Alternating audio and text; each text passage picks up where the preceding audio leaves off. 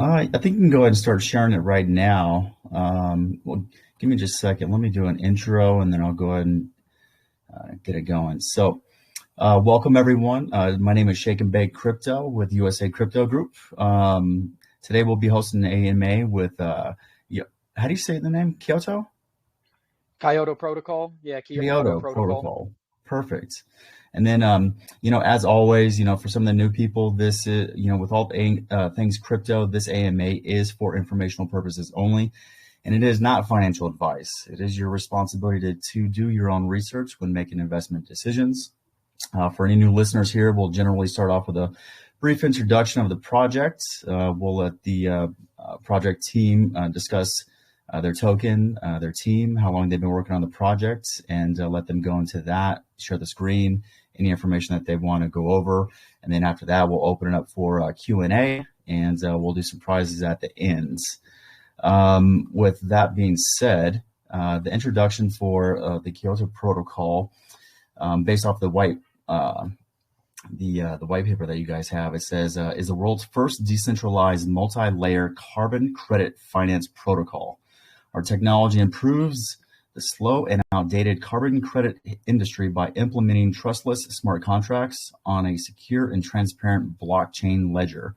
Our mission is to make the carbon credit industry more transparent, efficient, and accessible, making a real difference in the fight against climate change. Without further ado, I would like to introduce Ken, and the floor is yours, and we can see your screen, and take it away. All right, perfect. So I'm Kyoto Ken, and I am the CCO of the project. The rest of the team is actually sleeping. They're UK based, so they're not going to be able to make it, but I will be able to present for everyone today. So the project I am presenting is Kyoto Protocol. And like you said, it is the world's first decentralized multi-layer carbon credit protocol. And what that means is that what we are actually doing is we are creating a carbon credit marketplace that will be fully decentralized, and it will also be multi-chain as well. Some of our partners already that we've partnered with for other blockchains are Near Protocol and Kudos. And we are also in talks with a couple others that we plan on hopefully being able to announce pretty soon, just going over some details and things of that nature.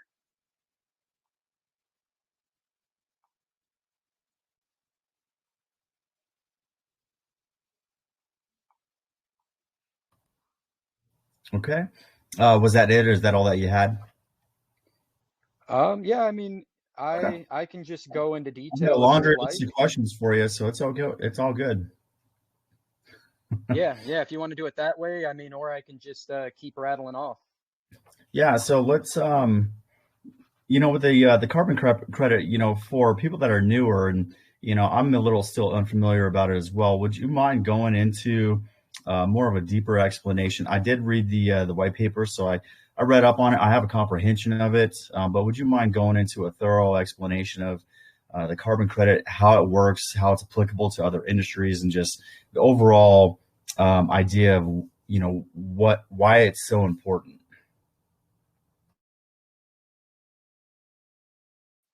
All right, sorry guys. It looks like I am having a little bit of an issue. It just ended up booting me out. I don't know if it's because of the screen share or not. That's okay. If it's if you're done with the screen share, then that's totally fine. We can move on to just the Q&A. So go for it. All right, so the way that this will actually work is we have our fair launch coming up June 15th, and that will be at 1700 UTC. It will have a cap on the fair launch, but the reason why we are calling it fair is because the only tokens that the team will have will be locked for 12 months. There will be 31% that will be allocated towards the treasury, which will be used as a multi-sig wallet. So there will be plenty of security and transparency when it comes to that. We will actually be releasing 49% for the fair launch itself, and then 15% will be LP. So the team will not have control of tokens beforehand. If the team wants to purchase tokens that they can actually hold that are unlocked, then we would have to purchase directly from the fair launch. Hence the reason why we're calling it a fair launch is everyone is getting in at the same price.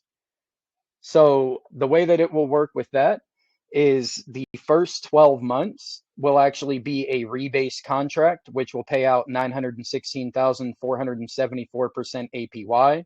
It will be auto compounding, paying every 15 minutes.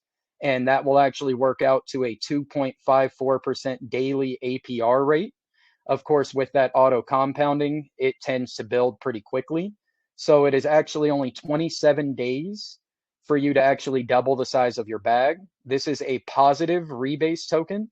So the amount of tokens you have in your bag will never shrink. They will only grow.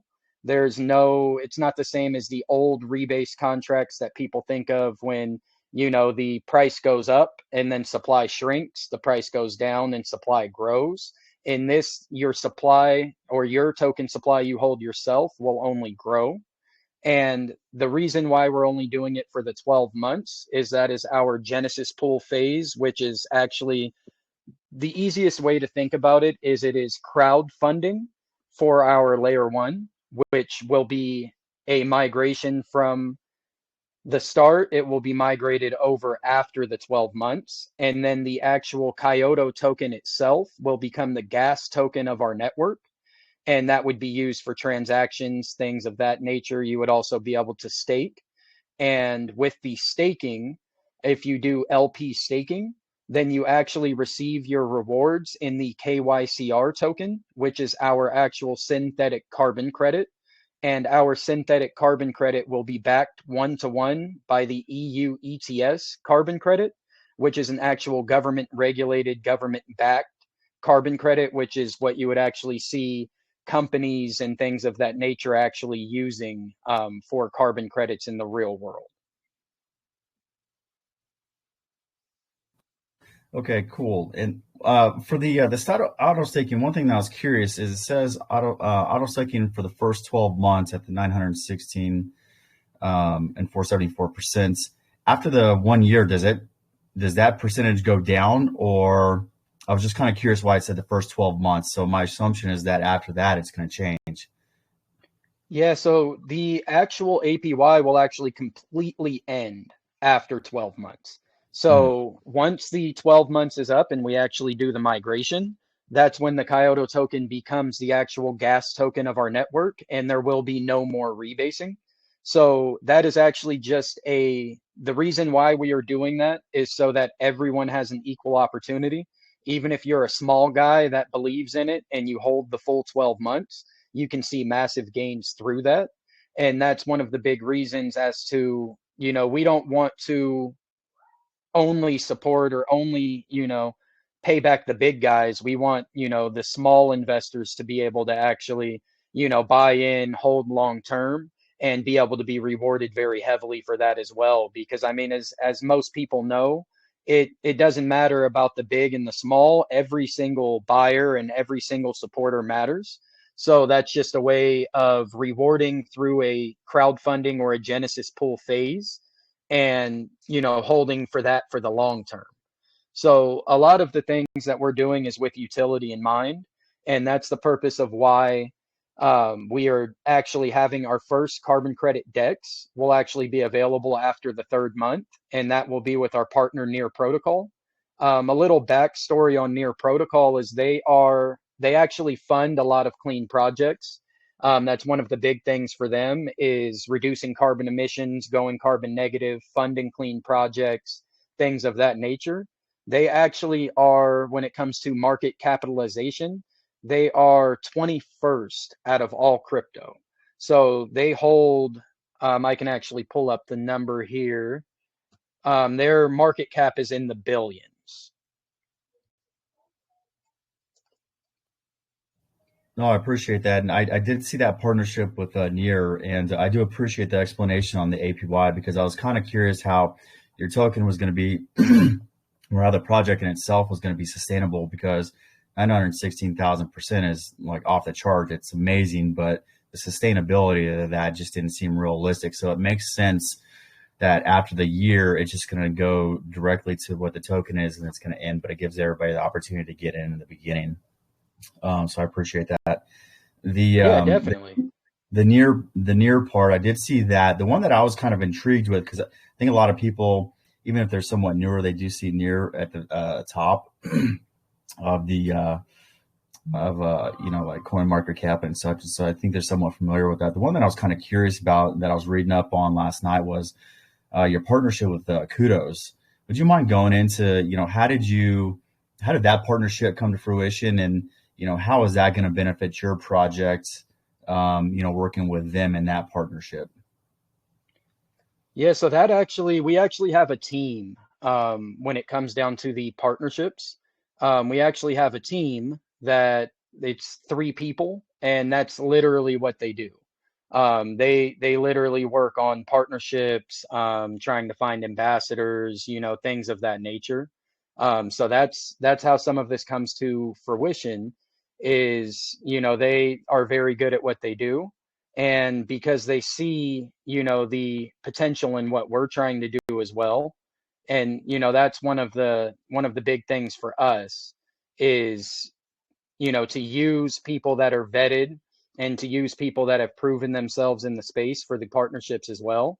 And, that's something that is very important, is to be able to also, while doing that, work with people that are like-minded, that are looking for doing the same things, and are trying to sustain the space, are trying to become carbon negative and get rid of, and be able to actually offset.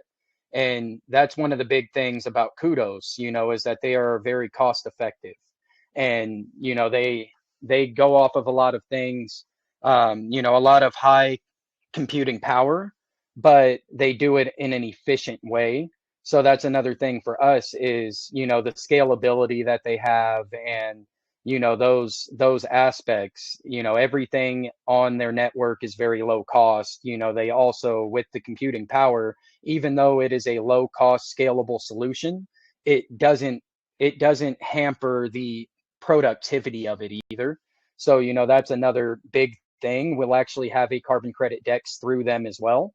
And, when you're working with other blockchain solutions that, are already set in place and that are already, saving on gas fees, saving on carbon consumption, it makes it a lot easier for us to be able to offset a little bit heavier because it's not having that high gas to start with. So, you already have a low gas on our contract.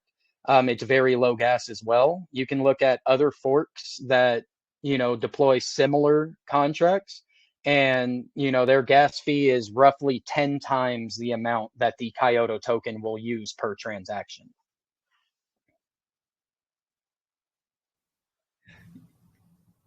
Appreciate that explanation. Yeah, when I was reviewing their paper last night, from one of the links that you had in there, it's something that I'm getting. It's something that I'm somewhat new to as well, as far as the that type of projects. And so it was interesting to learn just how how Kudos explains, how they were using they are using the energy that they have, but they're maximizing their efficiency by using areas that are not really utilized. I guess it's kind of hard to explain. They did I saw one of the videos that they had, and it made a little bit more sense, but it is an interesting project on the partnership. The one thing that you keep mentioning, I'd just like for you to also go a little bit more deeper into carbon credit, because there are a lot of new people into crypto, and the carbon credit is relatively new. So if you could just go into that a little bit more in depth, for the layman, and Yeah. explain exactly how that works in depth, that would be great if you could do that. Okay, so the way that it will work is some of the biggest issues that there are in the carbon credit market are things like double counting and greenwashing. And what that means is a lot of companies will use these statistics, but they kind of, they'll double count the actual offset that they're creating. And because this isn't on, an open source ledger to where people can actually go and look and see directly on a blockchain, or where every single move is calculated, they're able to get around some of these loopholes in it. And then also another issue is the accessibility of carbon credits. It's typically something that's mostly accessible to big groups, foundations, companies, things of that nature, but it's not very easily accessible to the everyday person. So with us actually implementing the blockchain and making it to where people will be able to actually buy directly from us, it makes it a lot more accessible.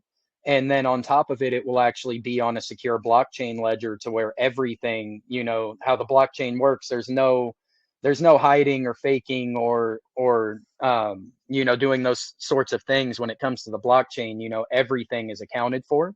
So that's another thing, is that there won't be the possibility of double counting or greenwashing or anything like that, because everything is through secure APIs. And also with the Kyoto Foundation, I'm not sure if you read into that aspect of it, but what the Kyoto Foundation is it is the name for our treasury. But what the Kyoto Foundation will actually do is it will actually be a government regulated company that we will actually make an LLC in Dubai. We're in the process currently. And what it will actually do is it will be an actual real world foundation. And what we will use it for is we will actually use the, we're going to do liquidity farming. So with the liquidity farming interest profits that the Kyoto Foundation receives, we will purchase agricultural land and we will create reforestation by replanting trees. And what that does is then the government will be able to actually inspect. And when they come and they inspect it, depending on the amount of carbon that you are producing or offsetting, you actually receive carbon credits for that. And those would be actual government regulated carbon credits. Those would be held in the treasury. And that's what would actually back the KYCR token, would be the carbon credits that we are actually producing ourselves from replanting trees and doing reforestation purposes.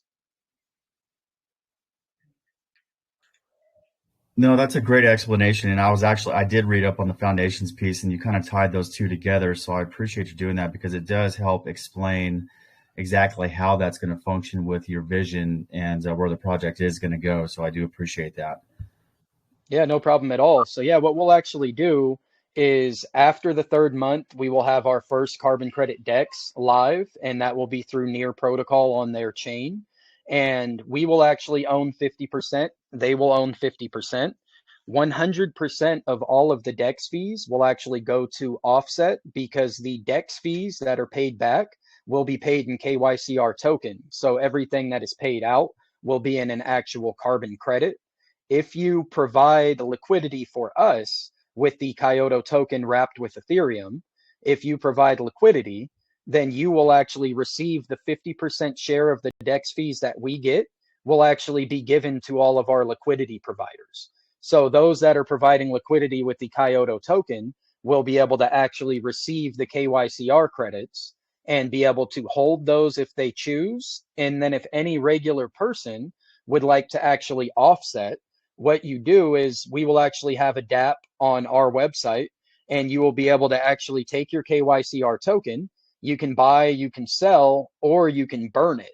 If you burn the KYCR token, it is direct offset. With the direct offset, we will have a leaderboard to where it will show everyone who is offsetting and the amount that they have offset.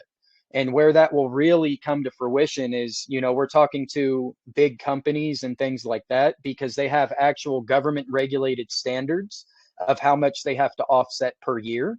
And those are the ones that we were actually looking to partner with as well, to where, like, say, big companies like, I can't use exact names on that yet, but say, think like airlines or travel companies or things like that, that are, they're using a lot of carbon, and they're putting a lot of that back into the atmosphere. So those are the companies that are really getting regulated very heavily on how much they have to offset, and doing it through a blockchain and doing it through our actual multi-chain bridge makes it a lot easier than going through the processes of how it actually works for a EU ETS carbon credit.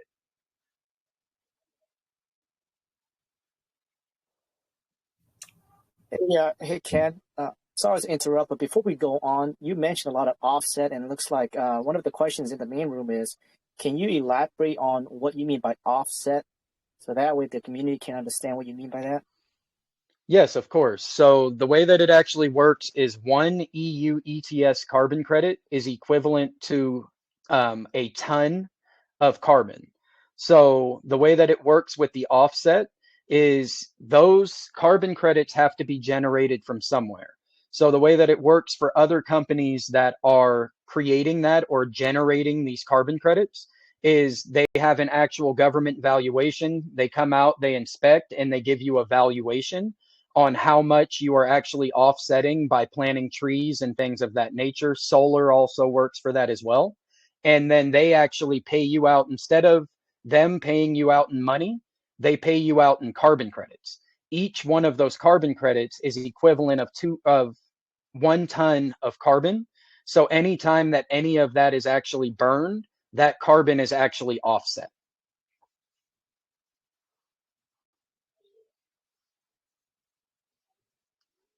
Okay, yeah, appreciate your explanation on that.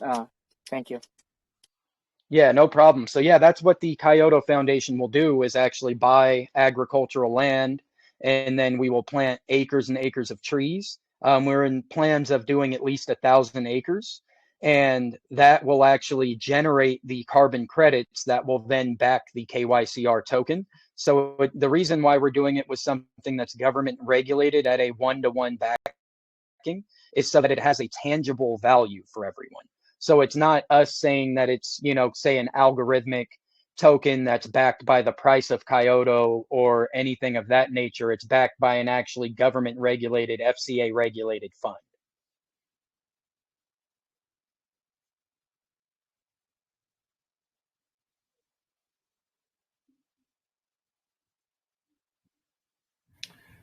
Thank you for that. Let me take a look. Let me look. That's all the, let's see. Well, I can actually jump into the taxes and sustainability for you guys. Go for Because it. I I know actually that do that have was a question of yours. So the way that the sustainability works on protocols like this is you do have a bit of higher taxes than people are used to seeing in certain protocols, and that's what would actually back not only the token but the entire ecosystem for that crowdfunding phase. And the way that that works is your buy fee is 15%, and that buy fee goes 3% to your actual liquidity. It goes 5% to the insurance fund. What the insurance fund is used for is buybacks and burns of the token. So the buybacks create sustainability through, buybacks on the chart. All of our buybacks will be done on the open market. It's not going to be, where people will say that they're doing buybacks and all they do is actually burn tokens from a wallet that they already hold.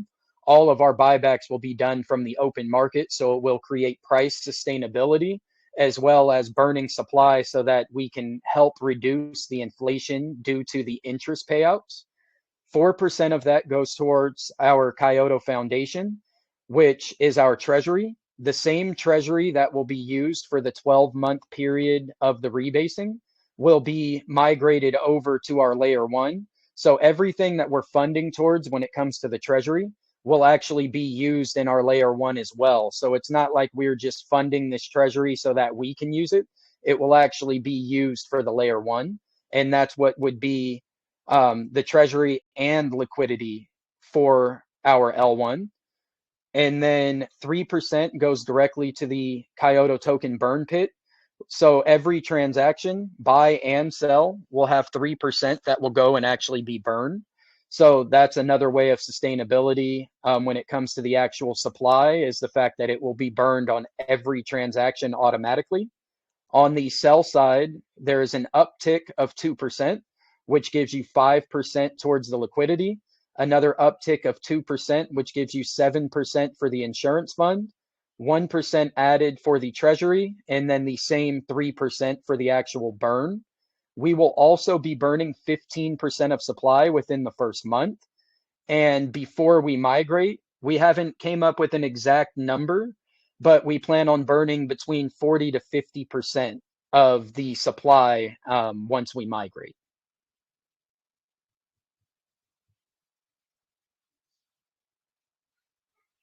You actually answered a lot of the questions that I did have, and that's a brief that explanation that you just went over. So I appreciate that. Just the one thing I just get some clarity on, because I was reading the site. Is this going to be a Ethereum pair, or is this BSC? Yes, so this will be an Ethereum pair. We will be launching on the Aurora chain. And what the Aurora chain actually is they are another company that holds carbon offset and carbon negativity very, very highly. And the Aurora chain, I'm not sure how many people are familiar, but if you actually look up and read a couple of things on it, it's actually really cool because they actually are a very low gas network as well. And they are a way for you to be able to use the Ethereum blockchain at low gas fees. So that's one of the big reasons as to why we wanted to use them. Ethereum for us is a more of a holders network. So that's a big reason as to why we would like to use Ethereum. And then partnering with Aurora and doing it that way, that also creates, carbon neutrality. And with that, it makes it to where the gas fees for the regular person, it's not going to be these extreme gas fees that people are used to seeing or hearing about when it comes to Ethereum. It will actually be a lot lower. Glad that I asked that because I was wondering about that. I did read up on the Aurora, piece last night, and I found it very interesting. And so it is nice to also know that the gas fees, because that's usually, when you have investors that can only do so much, sometimes, and that's why they stay away from, Ethereum, is because it's, so high in gas fees, and it'll kill you. And Ethereum is a whole, type of, project in that scenario, in my opinion. But it's nice to hear that, the gas fees are not going to be, probably nearly as substantial as it usually is in other cases. So that part is, it's nice to hear that as well. I think that's all that I have as far as questions right now. The ones, let's take a look. I know there was one in chat. So Tiger23 said, how do you benefit with all the partners that you have, and how are they benefiting from you? Yeah, so the way that they benefit from us is the fact that any of the carbon credit dexes that are launched on their chains, i.e., Near and Kudos so far, and then, like I said, others that we are already in talks with, they receive 50% of all DEX fees. So the way that it will work is they will own 50% and we will own 50% because it's on their chain. That's, only fair. So that's the way that they actually are paid through us, is that they will receive that 50% of the DEX fees. And then for us, we're benefiting by having other partners and being able to create a multi-chain bridge. And that's what our layer one will be, is it will be a liquidity driven bridge where there will also be things like liquidity staking. There will also be stable coin staking for APR, different things like that we'll use, almost like if you've heard of Beefy Finance, that is a liquidity aggregator. We will be creating the same things through our layer one as well, to where there will be plenty of passive income streams that people will be able to do through liquidity staking and generation.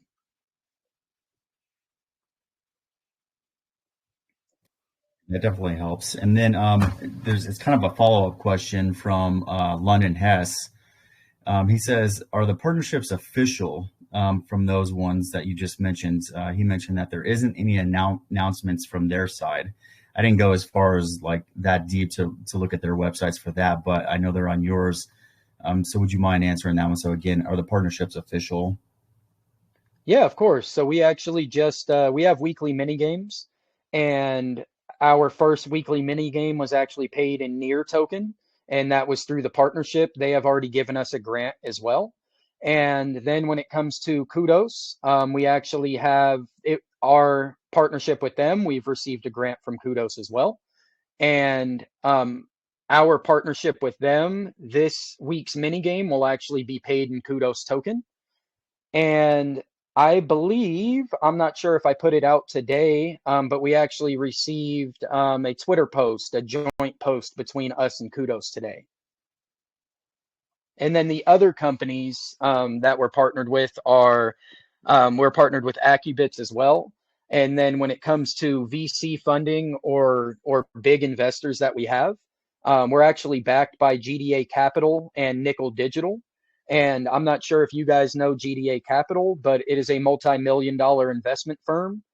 They are actually ran by Michael Gord, who is actually the largest metaverse landowner in the entire world. and they are one of our forefronts of our partners. Ken, could you Perfect. elaborate on that partnership that you just mentioned really quick? When you say backing, is that like financially backing you guys? I mean, did you guys raise money off that person? What does that entail? Yes, so financial backing as well, and they will back us throughout.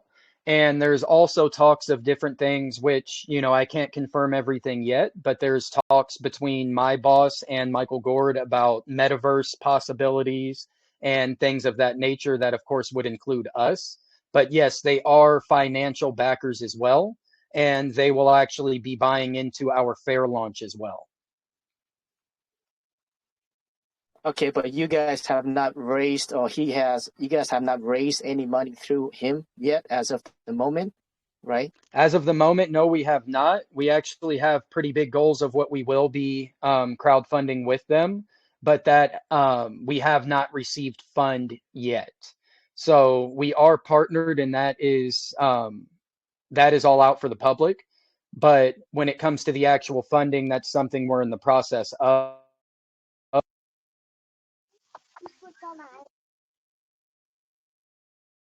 As of now, the only team tokens that we will have will actually be locked away for 12 months, and that's only a 5% allocation.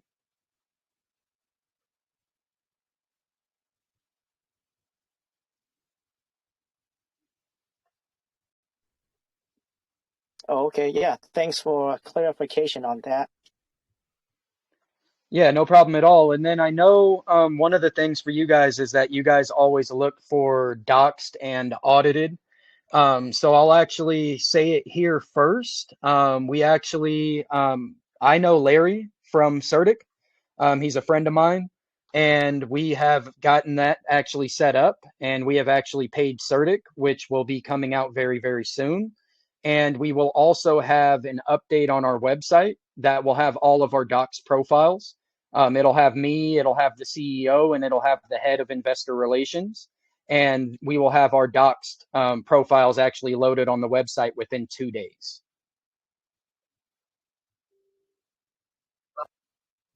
Very cool.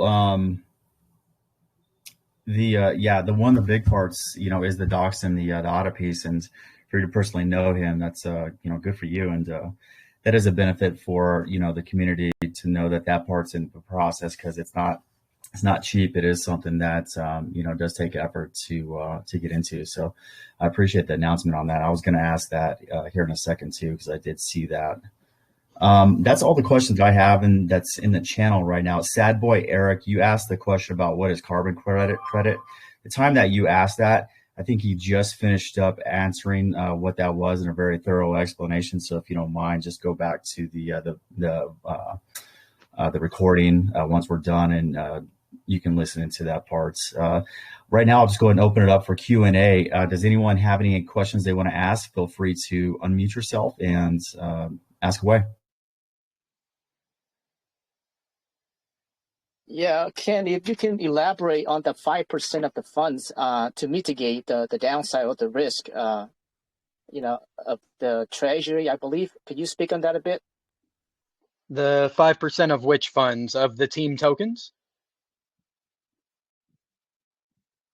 It's the insurance, isn't it? Don't you have like 5% Oh, that is so you mean for insurance? the actual taxes? Yeah. So that tax, what that tax is the insurance fund. I'm not sure if you've looked into maybe Ohm forks or any other Titano forks or anything of that nature, but a lot of times it'll be labeled as either an insurance fund or it'll be labeled as an RFV, which is a risk-free value fund. So pretty much what that means is that's for sustainability of the price of the token. So that 5% on buys and 7% on sells actually goes into a wallet that is used for buybacks and burns. So what that does is all of our any buyback will actually be done from the open market. So all of those will increase for price stability because our buybacks are done on the open market. So it shows as a buy on the chart. And then those tokens that are purchased directly from the chart are then burned.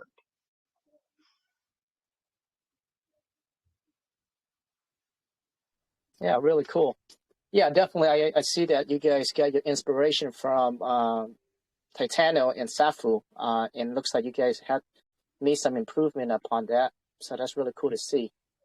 Yeah, I like to call this in improved Safu fork is more of my definition. A lot of people use it different ways. A lot of times the reason people use Titano fork is it's pretty much the same thing with an ohm fork. So if you look at an ohm fork, it was actually Olympus that was the start of it. And then it branched off into projects like Time Wonderland, Hector DAO, Papa DAO. There was a lot of different ones. Another one was Snowbank. Those are names that a lot of people have heard at least.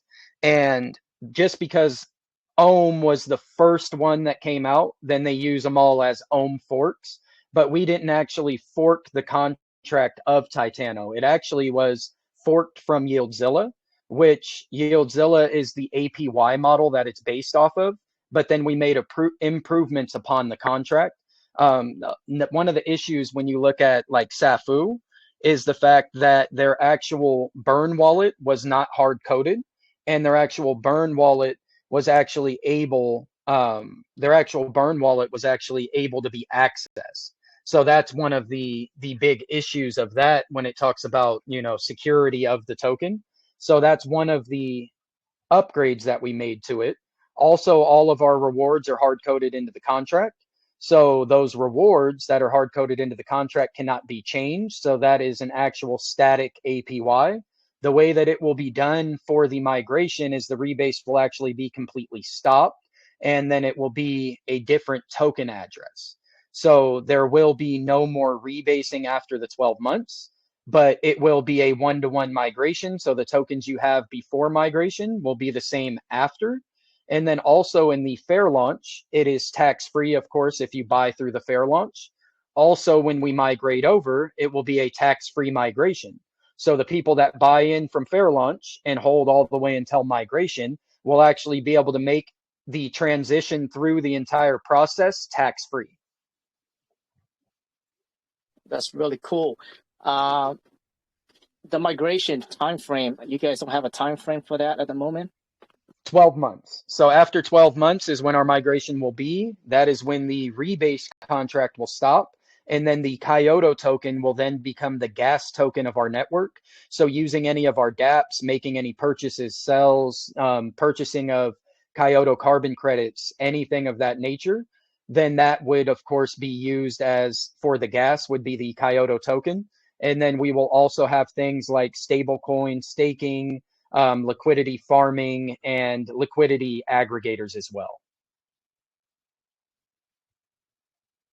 Yeah, that sounds amazing. Are you the developer for your team there, Ken?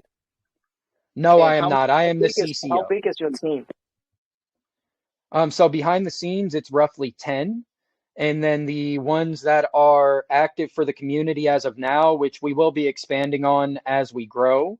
We currently have Frank, who is the head of investor relations. Ash is the CEO. And then we have Alfie, who is pretty much a community manager. And then my title is the actual CCO. So I am the chief community officer. I handle things, a lot of different things. So of course I would be the one, in charge of the group and lining out, anyone with a CM tag or lower.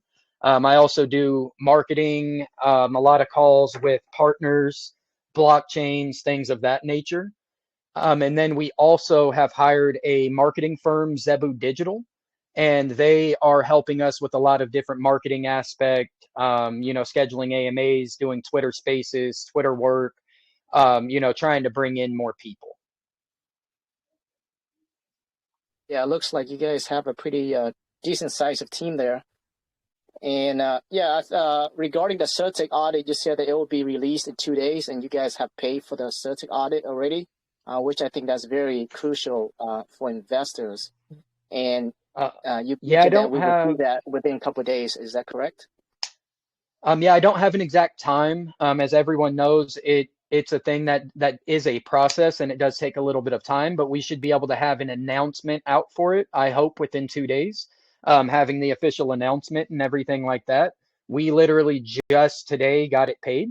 So, like I was saying, I'm a friend of Larry's, so I know him pretty well, and that's how we ended up getting this all done. And he assured us that it will be done before fair launch. Really, like the whole process. Wow. That's pretty amazing because you guys are launching in 3 weeks, right? Yes. And wow, I Yeah, mean, if they're roughly able to pull it 19 off, days, 18 and a half days, will be our actual fair launch. The fair launch will last for, we'll put a timer on it for 48 hours, but we'll see how quickly, it actually fills up. There will be a max cap on the fair launch, and then we will launch 48 hours after fair launch ends.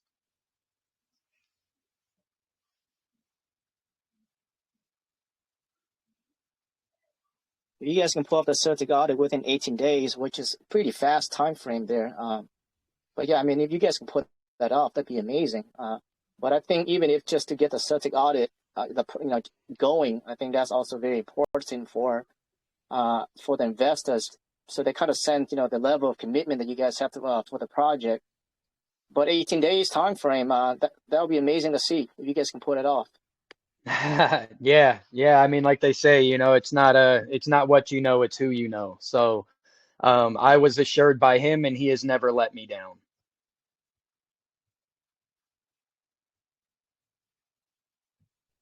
That is awesome. I guess that's the great connections to have. Yeah, Celtic is no joke. I think that's the big daddy of all the audits. So if you can pull that off, I think that would really help with the project, but also gives the investor the confidence for sure. Let me Yeah. see what else I have here. And regarding the wallet for the Burn wallet, and that's the multi-signature, right, Ken? Yes, it will be multi-sig. So all of our anything that is related team-wise, RFV, Treasury, Burn, everything will be locked up through multi-sig. So there won't be any one person that will be able to make these decisions. It will have to be a team-based decision. Really cool, man. Yeah, you see a lot of these high APY projects come through, but I think you guys have an actual use case that back it up. So yeah, I look forward to see the development within the next few weeks before the launch. Yeah, thank you. Thank you. We're the core team on this is very, very well versed on these auto staking forks. I mean, to be honest, I've invested in a good amount of them. I love the APY craze. I love the concept of them and the functionality. These protocols are actually very, very good. It just depends on the team. And that's one of the big things and one of the big issues that I've seen with others is things like their RFV fund. You can look at a couple others. I won't use any names, but you can look at a couple others and you can look at their actual DApp or their dashboard, and you can see that they have this massive amount of funding in their RFV, but the price is just continually bleeding. And then you go on to their Telegram and you ask them, hey, I see you guys got a lot of RFV fund. How come we're not doing any buybacks and burns? And every time it's, oh, it's the market. Oh, it's the market. Oh, it's the market. That can't always be. So, we will use our RFV fund differently. And that's something that I've stressed to the team 100% is, the risk that you run on blaming the market is you lose investor sentiment. Losing investor sentiment is one of the worst things you can possibly do. So for me, I value investor sentiment a lot more than blaming the market due to people using the RFV as exit liquidity. If people want to use it as exit liquidity, then that's okay. That's the way that I view it. But a lot of other projects use that as the excuse, in my opinion, of not actually using it. Our RFV fund is something that we will be using as frequently as possible, and we will be using it in any cases of red candles or a downward trend. We will actually be using that to either stabilize price, or depending on what the downtrend is, we will actually use it to reverse the trend as well. Yeah, that sounds great. And what percent is dedicated to that 50% ETH and 50% of your native token from the tax? Oh, from the tax, it would be that same break. So it would work out that same way. A lot of times what you'll see is 100% of it going just in tokens. But that's not, quite as sustainable. And that's the point of having a one-to-one. So we will actually receive half of that. and that in ETH, and then the other half is what we can also use for manual burns and things of that nature as well. So we can actually do, that's the difference is, this 3% that is, every buy and every sell, that is only your auto burn. But like I said before, we will also be burning 15% of supply within the first month, and that will actually be manual burns. So we are able to do it both ways. We can do buybacks and burns. We can do manual burns from our own treasury, and we also have the 3% auto burn per transaction. So we do plan on curbing that interest percentage as much as possible by having these burns and being able to actually burn a decent amount of tokens to be able to keep the supply down as much as possible.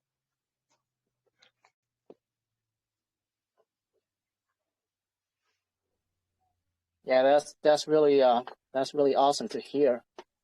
Yeah, that's all the questions I have, Ken. Really appreciate you coming to the USA Crypto Group, man. That's a very good presentation, and Yeah, no problem at all.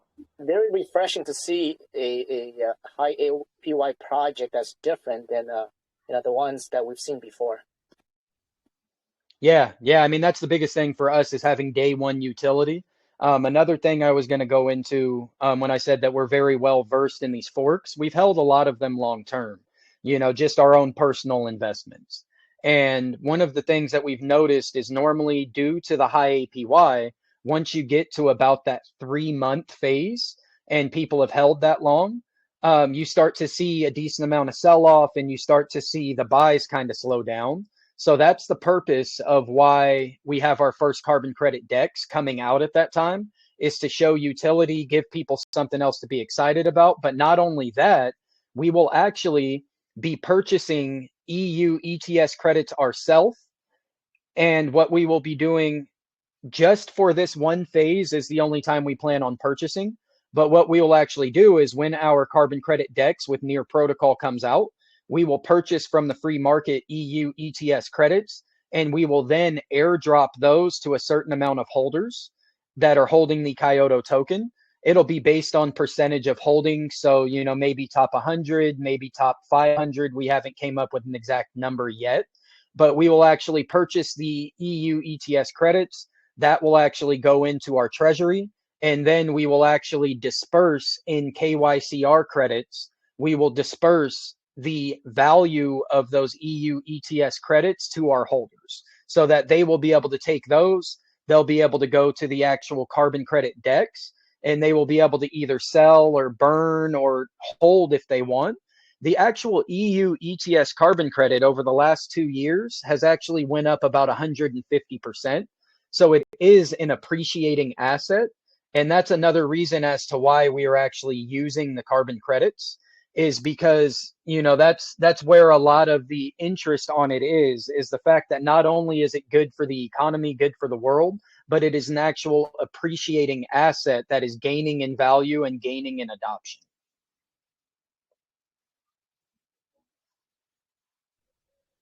Yeah, that sounds amazing. That's all I have, Bobby. If there's anyone else that like to ask any questions. Hey, Ken, just wanted to try and find out where you guys are going to be doing your fair launch and when you're planning on listing that contract address and all that kind of good stuff. So the contract address is actually already live on our Gitbook, and you can actually see it there. And then with the actual fair launch, it will actually be done. We'll create a launch pad, and it will be done directly through our website. So we won't have to go through the hassle of hiring a third-party company and having them do it, because a lot of times when you go through a third-party company, not only do they take a percentage of your proceeds, but they also take a percentage of your supply. What they in turn do is after your token launches, they then sell that supply so that they can get paid for you using them as the launch pad. We are doing that in-house so that we don't have to go through that, because that typically gives a pretty good sized blow to a launch, because they see it shoot up, and then whoever you used for the launch pad tends to start selling their tokens and push it down.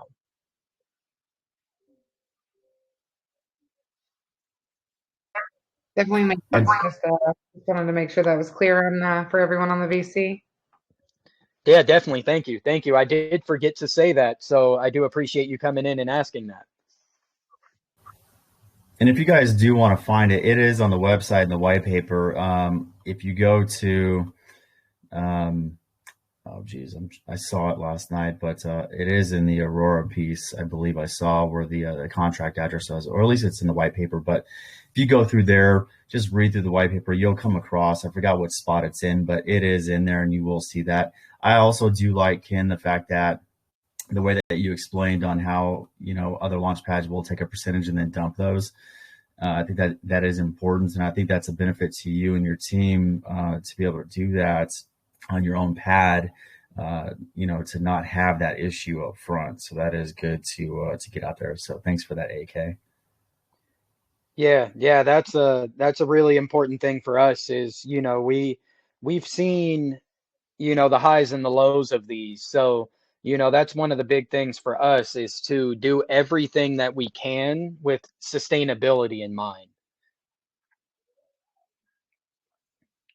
And another thing for the actual on the Git book to find the token address, you can actually click on the top left side with the 3 lines for the menu, and you can go into the Kyoto / KYCR tokens. And at the bottom of that, you will actually find our contract address through the Aurora Block Explorer. And there's also a list of our partnerships and things of that nature in there as well.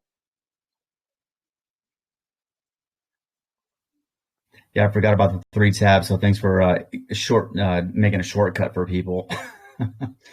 Yeah, it makes it a little easier to scroll through everything and kind of, go that route. But yeah, I mean, that's, one of the big things for us. When it comes to the carbon offset side, one of the questions that I've gotten from people a lot is, people think when it comes to all of these transactions, they're like, well, how are you going to offset if you're having to actually use carbon to have, to have these actual transactions? Well, one thing that actually blows people's minds when I bring it up is you can actually look into the Phantom blockchain, for instance, because they are an actual proof of stake network. It is a lot lower, of energy consumption that is used. So last year for the actual Phantom blockchain, they had roughly 700,000 transactions, and the amount of energy that was actually consumed for those 700,000 transactions is the same as 1 US household per year.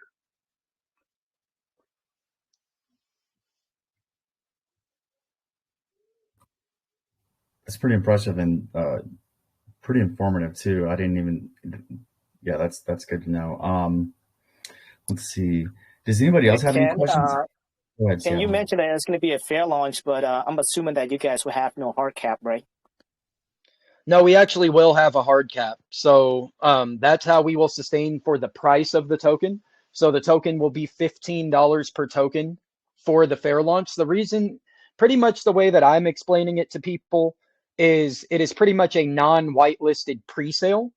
But we are using the term fair launch because the only team tokens will be locked. And if anybody on the team wants tokens, they will actually have to purchase through the fair launch directly with everyone else because our team tokens will be locked for a year all the way until the migration period actually happens. So during the actual rebase period, we will have no team tokens, only treasury tokens.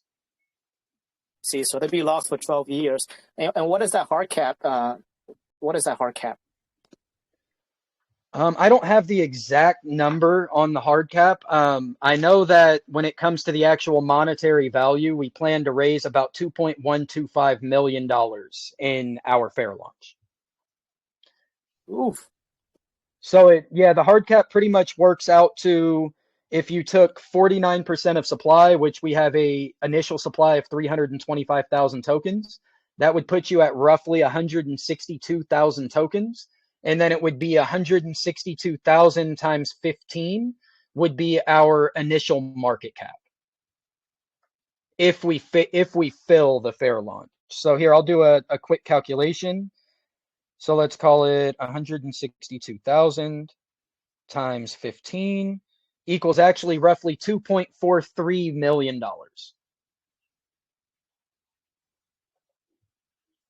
Yes, no doubt a very massive project, but from the sounds of it, you guys have a lot of partnerships and a lot of things underway. So I think that market cap is actually not bad. But I mean, I look forward to see, the next 18 days to see all the developments that you guys can be doing, as well as the CERTIC. I think that's going to be very important. Yeah, definitely. I mean, that's one of the big things for us is having, honesty, security, transparency. I've doxed plenty of times. I'm also legal KYC'd. All of the rest of the team, we actually have a team chat where we actually doxed and KYC'd to each other as well. We have files that has everyone's, license, address, photo ID, passports, things of that nature. I take it very, very seriously when I work with any teams for security, transparency, and mostly for security for the actual customer or community member, investor, whatever term you would like to use. That's what I hold very, very highly, is the fact that people that are putting their money in, I've always told people I can't guarantee what the market's going to do, but I can guarantee what the team will do. And, I have a very high work ethic, and I'd like to think that, the people that I work with have the same. And that's one of the things that I hold to a very, very high standard. Is you guys planning to establish a legal entity for the company? Yes, it will actually be done in Dubai, and that will be the Kyoto Foundation. They're actually currently in the works of that already, is making this an actual licensed business.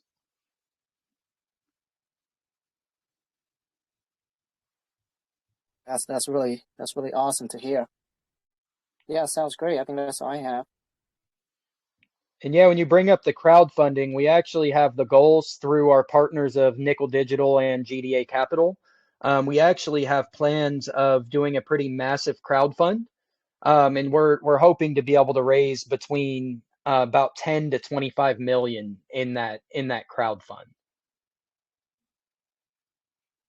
That part is not 100%, that's kind of alpha information, to be honest with you guys. But luckily, I threw it in at the end of the AMA. So if people listening to the recording get all the way there, then congratulations. Nice. It seems like, Ken, you guys have a lot of experience in your team. I can hear through you as well as the developer. Just out of curiosity, like what are the projects have you guys built before? Maybe not with you, but the developer himself, has he done other projects before? Yeah, the actual developer, he's a contract dev that has written contracts for multiple other projects. He mostly does just contract dev type things, writing contracts for people and signing over ownership. So those, you can't really gauge exactly, his skill from that, because, it's really the team that's running it there. But one of the projects that our contract developer actually wrote, and the contract is very, very similar to what we have, is actually Orca Protocol. And that project was actually a stealth launch project that I work with him on as well. And it was a stealth launch project that started at about 80,000 market cap. It's at roughly 1.4 million market cap now. And you can actually tell from that the contract is working seamlessly. And that one is actually audited by Contract Wolf. So technically, the contract we have has been audited, but not from the likes that we plan on.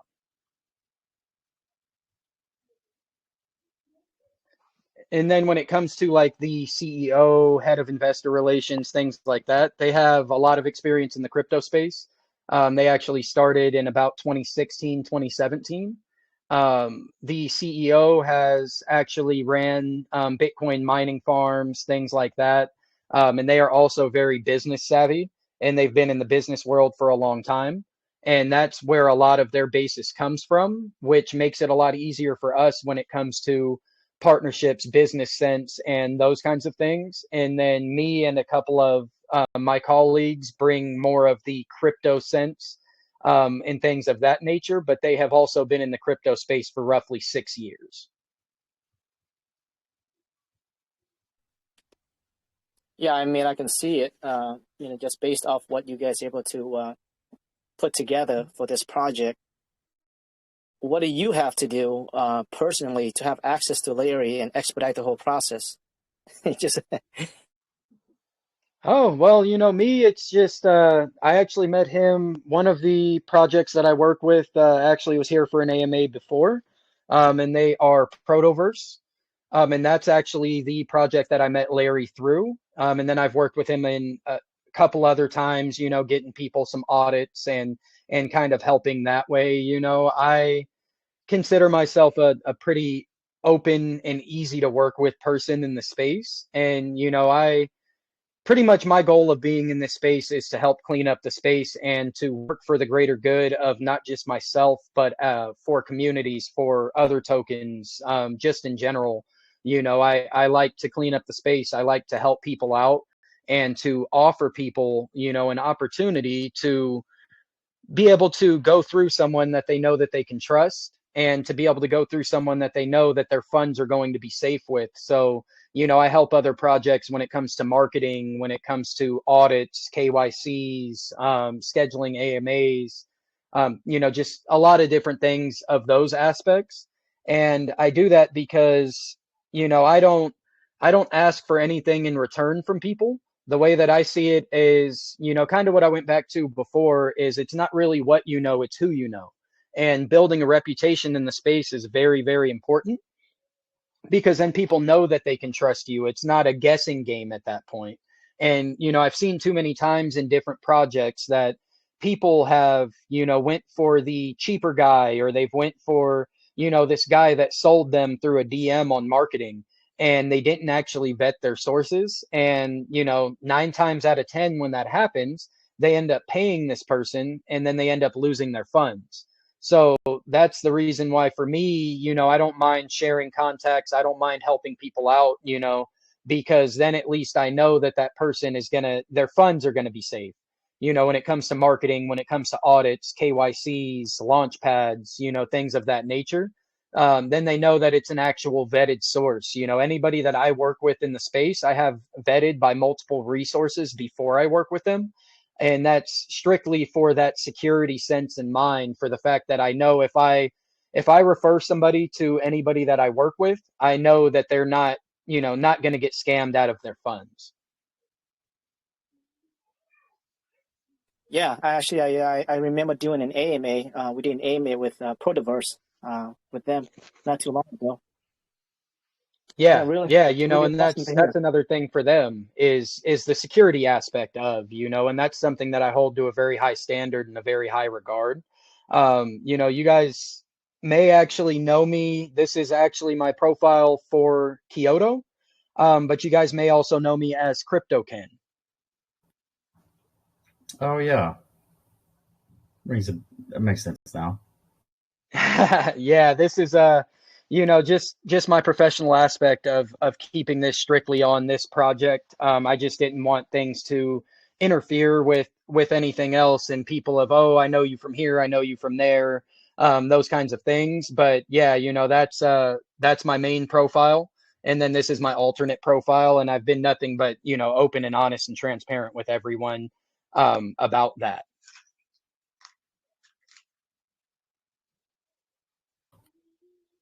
Much appreciated. Seattle, anything else?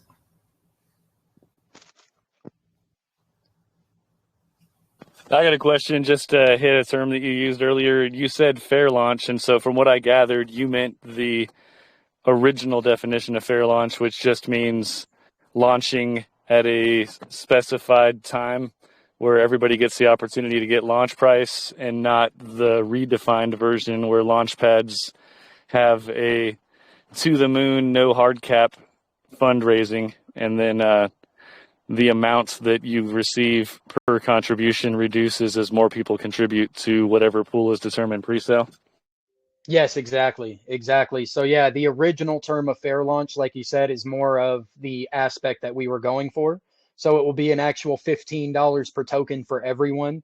It's not going to be the same as no hard cap, where everybody can just keep throwing money, and then the price, in that case, say, the price per Ethereum would actually change per token, or the amount of Ethereum per token or token per Ethereum would actually change as more money comes in.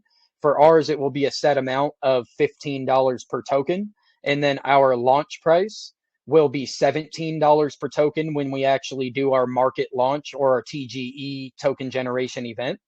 And there will be a $15,000 max buy per wallet for the fair launch.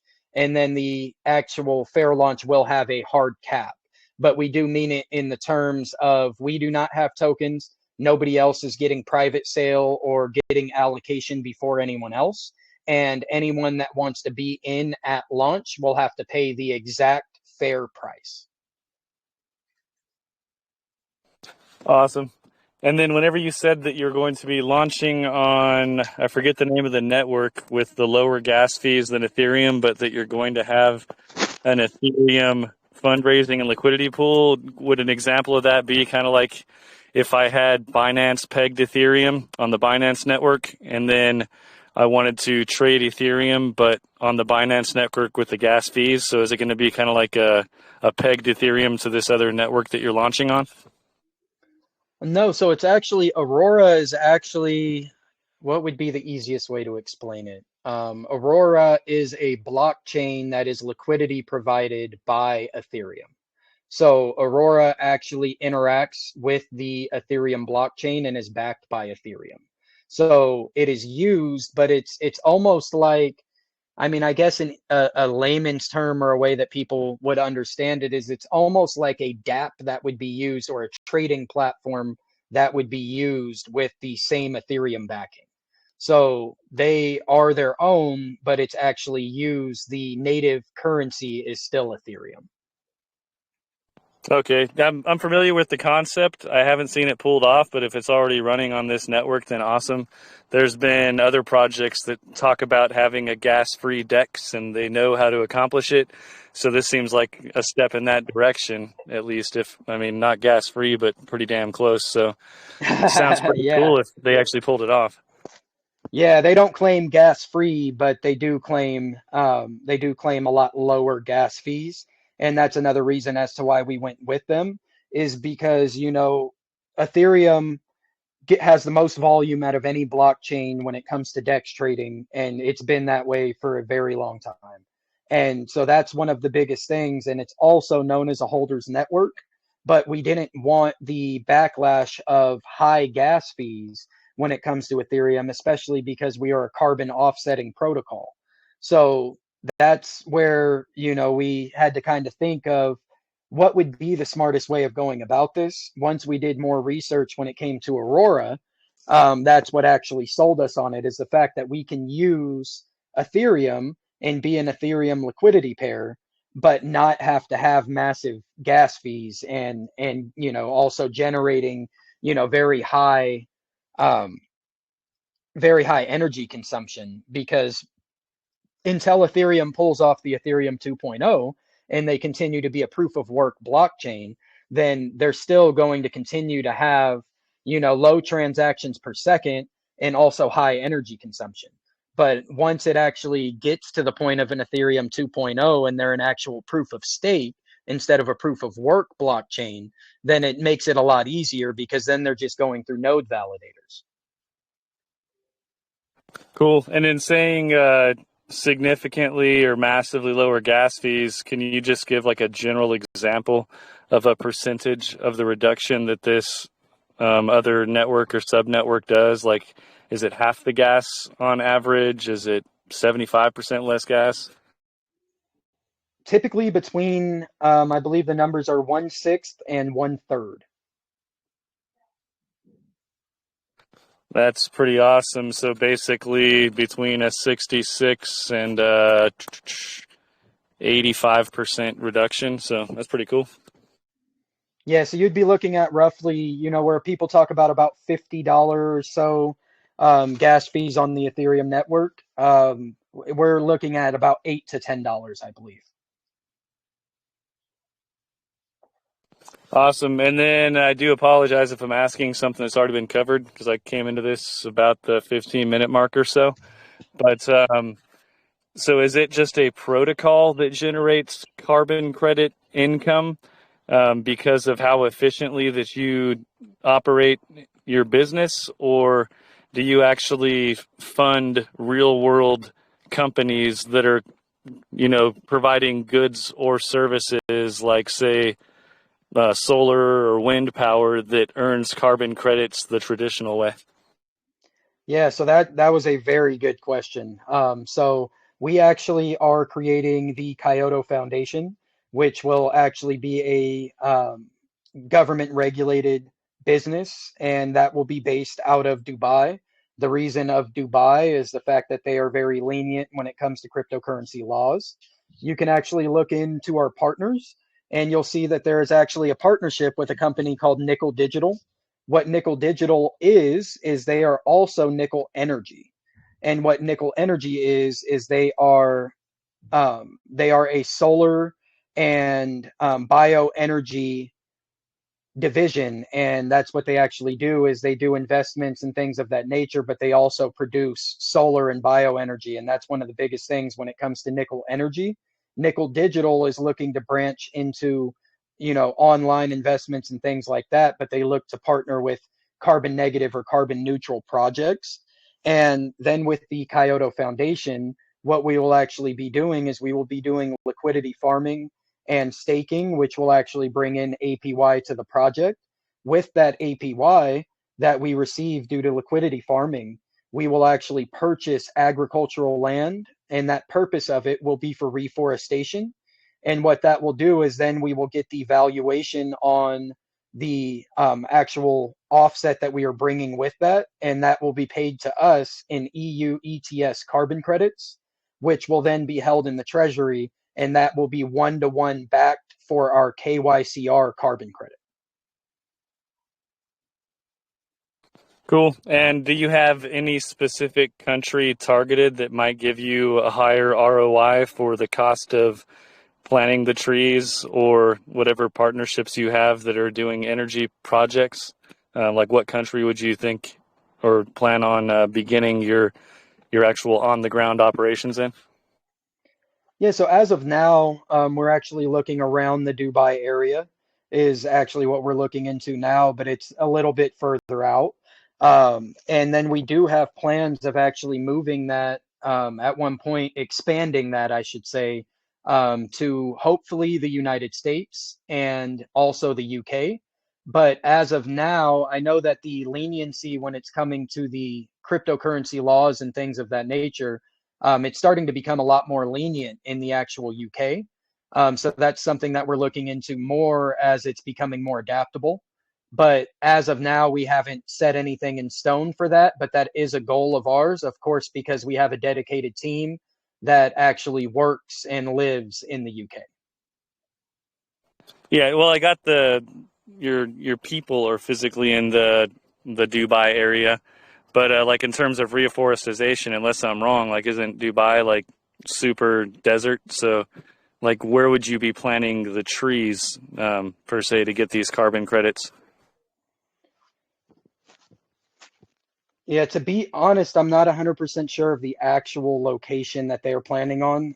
That part's not really on me. We actually have a team that has three people that work, you know, partnerships and things like that, and those people are actually hired through the Kyoto Foundation. So that will actually be on them. I can actually get an update from the CEO on that, and I can make sure that I post that into your guys' group to let everyone know. I know that they had a plan for location, but I cannot think of the actual to, give you a full answer for that right now. All right, thanks. I appreciate it. Yeah, I definitely would like to hear that information. Sounds like a lot of your business strategy is definitely in place. I'm curious how you also are going to make the most out of where you do your reforestation. Yeah, definitely. I mean, the key to that, I do know for a fact that the agricultural land that they're going to be looking at, of course, is going to be outside of towns and things like that, to where, you can get bang for your buck on that and be able to get, the rest of the team and the CEO and head of IR, those kinds of things. They've ran businesses and worked in business for over a decade. The head of investor relations has actually worked in business for about 20 years. And then when it comes to Nickel Digital, Nickel Energy, GDA Capital, they are actually working with us hands-on. They're not just saying, oh, we pledge. You can actually look in our group, and if you check usernames, you'll actually see that there's a couple of them that are in our daily chat. And a couple of those guys are actually, the owners of Nickel Energy and Nickel Digital. And they are actually working hands-on with this project as well. So there's also plans for more that could come out of that. And I've been in talks personally with Nickel Energy about that. But those are things that would be more in the future when it would come to bioenergy, solar, things like that. The start of it would be the reforestation, but where we could actually expand and take that is actually much larger.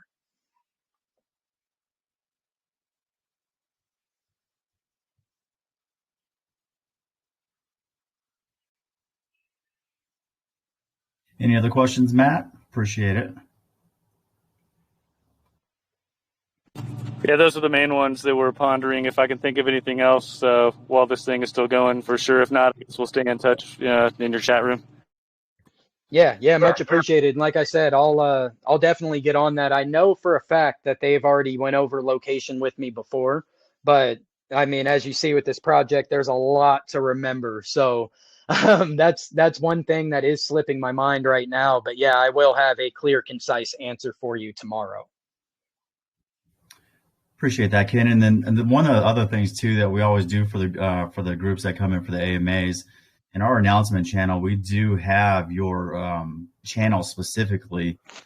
So whenever you get updates of the project or things that are up and coming, or to answer Matt's question, you are more than welcome to post that information into that thread, and it goes directly into the main chat so everyone can see it. But it also keeps a trail of all that information for your group specifically. So just food for thought on that one. Okay. Yeah. I've interacted with it before, so I'll definitely, 100% keep that in mind. And then I will actually have them, make a professional post for that. When it comes to the location and the plan, I'll have them make a professional post for that, and I will get that actually tagged to you directly. Yeah, no, much appreciated too. And I'd rather you do, answer, questions like that with care, and make sure it's accurate and not just to rush something out, which I'm sure you're already aware of. So whenever, it doesn't have to be tomorrow necessarily, but when you get your hands around it and it is something that's real and factual, then go ahead and do it. But don't feel pressure to get it out tomorrow just because. But we'd rather have real accurate, correct information versus it might be this type of thing. So much appreciated. Yeah, no problem at all. Absolutely. And so with that being said, I don't think there's any other questions. One thing I did want to announce tonight is we did hit, we had about 134 members just on voice chat. I know AK recorded, a bunch more names for the cash prize that she's going to pull up here in a second. But great participation in the group, great presentation and, Q&A. It was very thorough. And it's an exciting project, and I look forward to it. With that being said, AK, are you on? And do you want to share your screen and go over the prize? I am. Let me go ahead and keep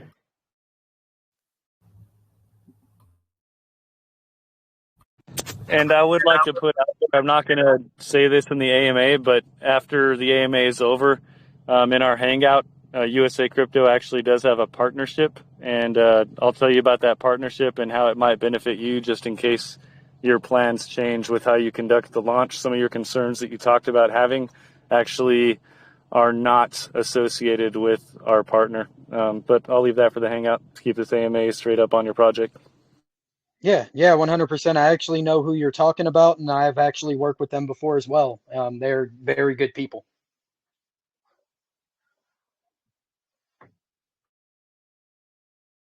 Awesome. So with that, we'll go ahead and switch over to the giveaways. So we are going to do 2 giveaways tonight. The first one is going to be on the wheel.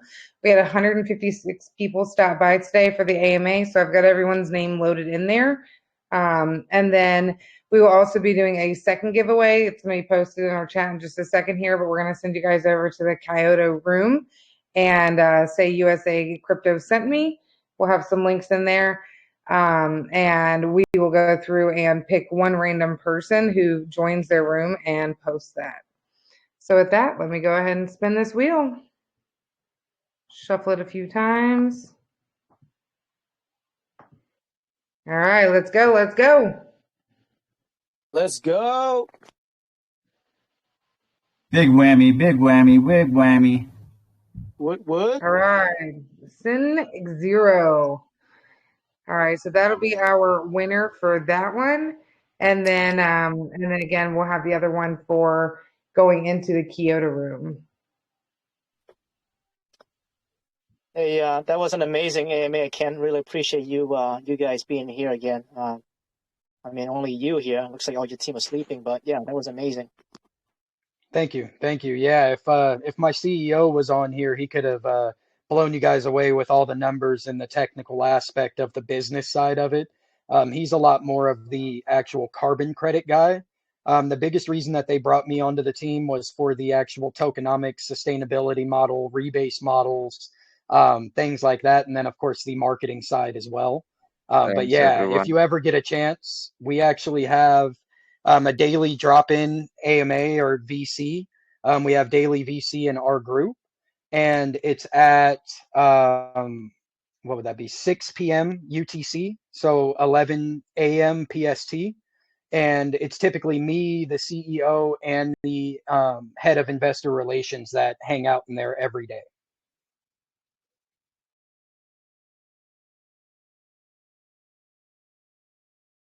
Awesome, Ken. I gotta say, I appreciate working with you. I know we talked about a couple different projects together, and just to kind of to your point of your professionalism. I know that some of the projects that we've talked about, you've gotten the contract, you've looked over it, and you've gone, you know what, this is terrible.